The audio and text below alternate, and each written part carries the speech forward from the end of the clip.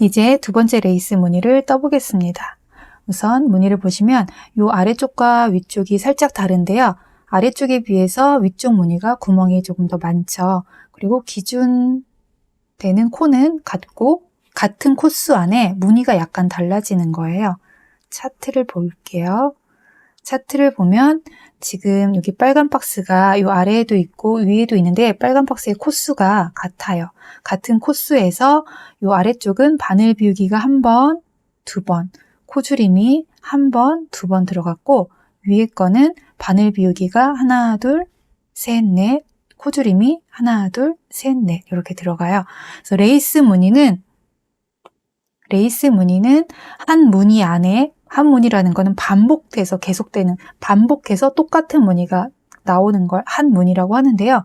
한 무늬 안에 늘림 코수가 한 개, 두 개면 줄임 코수도 한 개, 두 개여야 돼요. 항상 한 무늬 안에 늘림과 줄임의 코수가 같아야 돼요. 위에도 보시면 늘림은 하나, 둘, 셋, 넷. 줄임은 하나, 둘, 셋, 넷. 이렇죠? 한 무늬 안에 항상 줄임과 늘림이 같아야 돼요. 먼저 뜬 것도 한번 살펴볼까요? 여기도 보시면 늘림은 하나, 두 개, 줄임이 하나, 두 개. 한 무늬 안에 늘림과 줄임의 코수가 같아야 플러스 마이너스 해서 항상 같은 코수를 유지할 수가 있는 거예요. 그래서 초보 시절에 많이 실수하는 것 중에 하나가 예를 들어서 이렇게 진동 줄임이나 네크라인 줄임을 해야 할 때 레이스 무늬에서 주의해야 할 점은 보통은 두 단씩 끊어서 계단을 그려서 코줄임을 하게 돼요. 이렇게 내가 원하는 줄임선과 만나는 계단을 그려서 코줄임을 하게 되는데요. 지금 여기 빨간 선 라인이 한 무늬잖아요. 여기를 표시해 볼게요. 이렇게. 그러면 한 무늬 안에 줄임과 늘림의 코수가 항상 같아야 된다고 그랬잖아요. 그러면 내가 진동 줄임을 하기 위해서 여기에 코를 덮어 씌웠어요. 덮어 씌웠는데 이 파란 선 안이 한 무늬인데 지금 바늘 비우기가 사라졌죠. 그러면 여기서는 줄임이 두 개 남고 바늘 비우기가 하나 있어요. 여기서 같아지려면 얘를 겉뜨기로 떠줘야 되죠. 다음 것도 볼까요? 이미 여기 바늘 비우기는 떠지지 않는 코이고 남은 코 중에 줄임이 두 번, 아니죠. 여긴 덮어 씌울 거죠. 덮어 씌울 거예요. 그러면 지금 파란 선 안에 바늘 비우기 하나가 남게 돼요. 그럼 코가 세 코를 줄였지만 바늘 비우기를 해버리면 코가 하나 다시 생기는 거잖아요. 얘를 다시 또 겉뜨기로 떠줘야 돼요. 여기도 얘를 없앴다고 치면 요 파란 선 안에 살아있는 코가 이렇게 두 코인데 바늘 비우기가 또 있으니까 얘도 겉뜨기로 떠줘야 돼요. 위에 가서 한 코를 줄였는데 파란 선이 여기까지 연장이 되죠. 이 부분은 이미 다 코가 없어진 상태예요. 그런데 여기 바늘 비우기가 남아있으면 한 무늬 안에 줄임과 늘림의 코수가 같지 않죠. 늘림만 있죠. 얘도 겉뜨기, 얘도 겉뜨기. 겉뜨기로 떠줘야 이 부분에 선이 제대로 나오게 돼요. 그래서 레이스 무늬에서 코줄임이나 코 늘림을 할 때는 한 무늬 안에 늘림 코수, 줄임 코수가 항상 같아지도록 해야 된다. 이게 굉장히 중요해요. 네, 이제 진짜 떠보는 걸 해볼게요. 여기 전체 코수가 25코예요. 그래서 25코를 제가 만들어서 1단을 떠놓은 상태입니다. 1단을 떠났어요. 2단을 오른손 걸기로 한번 떠볼게요.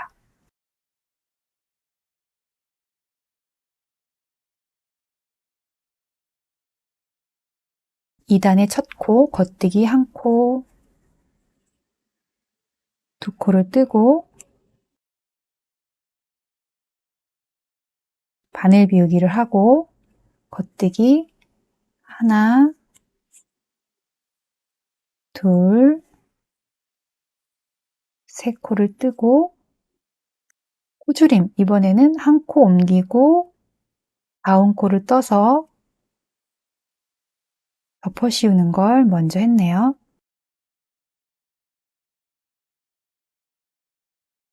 다음은 두 코 한꺼번에 겉뜨기. 겉뜨기를 뜨고 또 겉뜨기 3코를 뜨고 하나, 둘, 3코를 뜨고 그 다음에 바늘 비우기를 하면 지금 한 무늬가 끝나요. 그래서 바늘 비우기, 겉뜨기 3코, 코줄임, 코줄임, 겉뜨기 3코, 바늘 비우기까지 떴고 이제 계속 이어서 다음 무늬들을 떠야겠죠. 그래서 겉뜨기 하나 뜨고 바늘 비우기 하고 겉뜨기 3코를 뜨고 하나, 둘, 3코를 뜨고 또 코줄임이죠. 한 코 옮기고 다음 코를 떠서 덮어 씌우기. 다음은 두 코 한꺼번에 겉뜨기. 다시 또 겉뜨기 하나, 둘, 3코를 뜨고 바늘 비우기, 겉뜨기, 2코. 근데 가끔 뜨다 보면 이 바늘 비우기를 까먹을 때가 있어요. 그럴 때는 어떻게 해야 되는지 한번 보여드릴게요. 그래서 바늘 비우기를 했어야 되는데 까먹고 그냥 떴어요.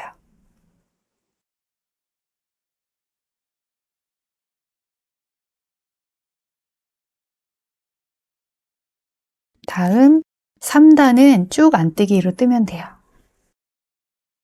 3단은 쭉 안뜨기로 뜨면 되는데 아까 바늘 비우기를 놓쳤었잖아요. 바늘 비우기를 했어야 되는데 놓쳤어요. 그러면 그냥 이 사이에 있는 끈을 들어 올려서 안뜨기 떠주시면 돼요. 다시 하나, 둘, 3코를 뜨면 전단에 코줄임 했던 코들이 나오게 돼요. 여기 2코를 안뜨기로 떠주고 계속 안뜨기로 뜨면 되죠. 안뜨기로 뜨고 바늘 비우기를 안뜨기로 뜰 때도 실이 이렇게 걸릴 수도 있고 이렇게 걸려 있을 수도 있어요. 안뜨기를 이렇게 안뜨기를 바늘 위에 있는 실에 걸어서 떠야 된다고 생각하면 이렇게 떠버리게 되거든요. 그러면 구멍이 뽕 생기지 않고 코가 꼬여서 구멍이 작아지게 돼요. 바늘 비우기 뜰 때도 실이 이렇게 걸려 있거나 이렇게 걸려 있거나 어떻게 걸려 있든 바늘이 넣었을 때 구멍이 크게 생기는 방향으로 넣어서 뜨시면 돼요.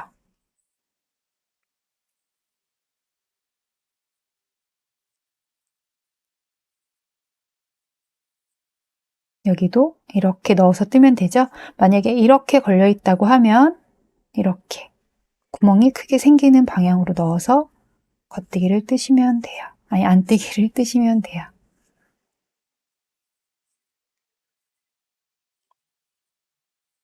뜨면서 이게 그냥 떠진 코인지 줄인 코인지도 구분하실 수 있어야 돼요. 이 코와 이 코의 차이가 보이시나요? 이 코는 요 가로줄이 하나고 이 코는 가로줄이 2개예요. 여기도 보시면 얘는 좀 당겨져서 잘 안 보이는데 가로줄이 2개가 있죠. 코가 2개 겹쳤다는 이야기잖아요. 그래서 내가 이렇게 뜨다가 전단에 코줄임 2번 끝나고 겉뜨기 3개 하고 바늘 비우기 했었잖아요. 코줄임 2번 끝나고 뒤편에서 안뜨기 3개 한 다음에 바늘 비우기가 나타나야 되는데 안뜨기 2번 했는데 바늘 비우기가 나타났다. 그러면 잘못 떠진 거거든요. 그래서 이런 코 모양을 구분하는 것도 굉장히 중요합니다. 그래서 안뜨기까지 땄어요. 그래서 바늘 비우기 한 코 정도는 하다가 까먹어서 다음 단에서 이렇게 끌어올려서 만들어서 뜨셔도 돼요. 근데 손이 너무 촘촘하신 경우는 그렇게 했을 때 이 코가 예쁘게 나오진 않아요. 그리고 사실 바늘 비우기 한 것과는 크게 저는 손이 느슨한 편이어서 큰 차이가 나진 않는데 그래도 약간 작긴 작죠. 근데 손이 촘촘하신 분들은 이 차이가 아마 더 클 거예요. 마음에 들지 않다. 그러면 풀러서 다시 바늘 비우기를 만들어서 뜨시면 되고요. 한 코 정도는 나는 괜찮다 하시면 그냥 실을 끌어올려서 바늘 비우기 한 코를 만들어 주셔도 괜찮아요. 그래서 이번에는 왼손 걸기로 뜨는 걸 해보도록 할게요.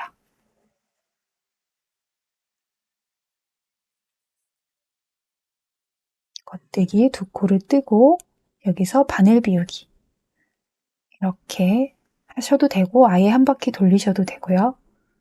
하나, 둘, 세 코를 뜨고 한 코 옮기고 떠서 덮어 씌우기. 덮어 씌우기. 이렇게 하면 제가 코 줄인 자리를 볼 수 있어야 된다 그랬잖아요. 전단의 코 줄인 자리와 지금 코 줄인 자리가 딱 맞아 떨어져야 돼요. 그리고 두 코 한꺼번에 뜨면 코줄임과 코줄임 사이에 깨끗한 선이 생겨야 돼요. 뭔가 어긋났다고 하면 여기서 코를 잘못 떴거나 세 코 떠야 되는데 두 코만 떴거나 네 코를 떴거나 해서 이게 어긋날 수가 있어요. 그래서 무늬 뜨기를 할 때는 전 시간에도 말씀드렸지만 정렬을 항상 보셔야 돼요. 하나, 둘, 세 코를 뜨고 바늘 비우기, 겉뜨기, 바늘 비우기. 그리고 이런 무늬를 뜰 때 실수하는 것 중에 하나가 보통은 바늘 비우기 다음에 겉뜨기를 뜨는 경우가 많아요.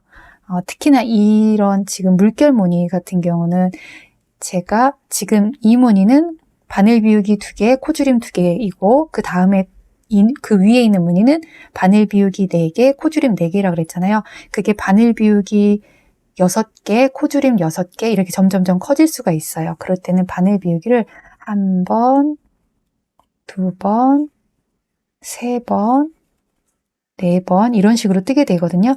그때 바늘 비우기 하고 나도 모르게 겉뜨기 하나를 한 코로 치게 되는 경우가 있어요.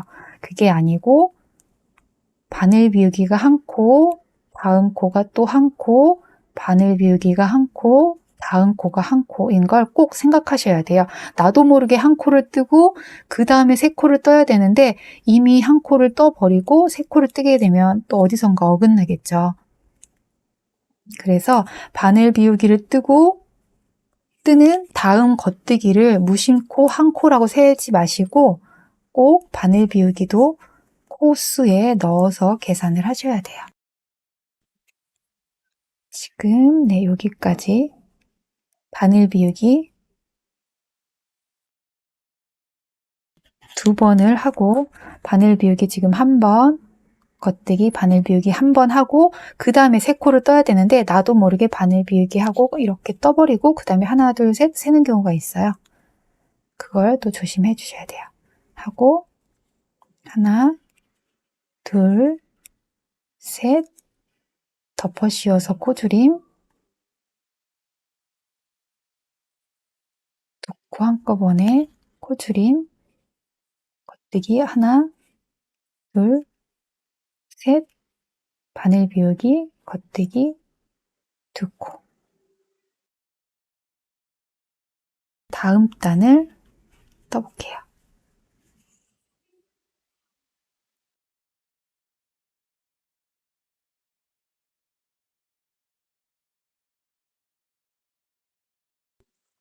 첫 코 뜨고 아래에서 위로 감아서 수평 밖으로 빼기. 여기도 똑같죠? 실이 이렇게 걸려 있거나 이렇게 걸려 있거나 똑같이 큰 구멍이 생기도록 해서 안 떼기. 아래에서 위로 감아서 바깥으로. 아래에서 위로 감아서 수평 바깥으로. 감아서 바깥으로. 두 손을 동시에 이렇게 하기도 하고 이렇게 왼손으로 감아서 뜨기도 하고 오른손으로 바늘을 움직여서 하기도 해요. 여러 가지를 다 해보시고 내 손이 편한 대로 하시면 돼요. 이 동작을 천천히 계속 반복해서 이 동선이 내 손에 익으면 속도는 저절로 빨라지거든요. 속도는 저절로 빨라지면서 나도 모르게 왼손을 많이 쓴다던가 오른손을 많이 쓴다던가 이게 정해지게 돼요.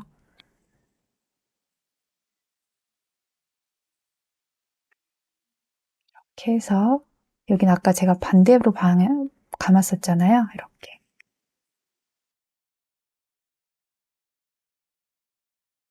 이렇게 해서 4단까지 떠봤어요. 그러면 이렇게 아까 맨 처음에 말씀드렸던 것처럼 편물 끝쪽에 레이스 무늬가 위치하게 되면 이렇게 둥글게 생긴다 그랬잖아요. 여기도 이렇게 선이 볼록볼록하게 생기기 시작했어요. 이렇게 레이스 무늬를 떠봤는데요. 요 위에 있는 무늬도 한번 떠보시면 좋겠고요. 그 다음에 다음 페이지에 있는 무늬는 조금 어렵긴 한데 지금까지 했던 바늘 비우기와 코줄임을 다 사용한 무늬예요. 조금 복잡하긴 한데 한 칸 한 칸씩 해보시면 분명 뜨실 수 있을 거예요. 이런 무늬는 정렬을 찾기가 좀 어렵거든요. 그래서 이 모양을 나오는 걸 이 무늬를 보면서 떠보시면 좋을 것 같고, 그리고 대부분의 레이스 무늬는 대부분은 아니지만 한 90% 정도는 편물 겉쪽에서 바늘 비우기와 코줄임을 하고 편물 안쪽에서는 쭉 안뜨기로 뜨는 경우가 많아요. 지금 이 차트를 봤을 때 겉뜨기와 안뜨기, 겉쪽 안쪽을 다 차트에 표시했고요. 다음 페이지의 차트를 보시면 안쪽은 어차피 다 안뜨기로 뜰 거기 때문에 겉쪽 단만 표시를 했어요. 이렇게 봤을 때랑 실제 편물과 이게 훨씬 더 비슷하게 보이죠. 그래서 가끔 어떤 도안들은 이렇게 홀숫단이나 짝숫단을 생략하고 실제 편물과 비슷한 모양이 나오도록 차트를 표시하기도 해요. 그래서 이 차트를 위아래로 3개를 붙여 놓으면 이러한 모양이 나오게 해서 스카프 같은 걸 떠보시는 것도 괜찮겠죠?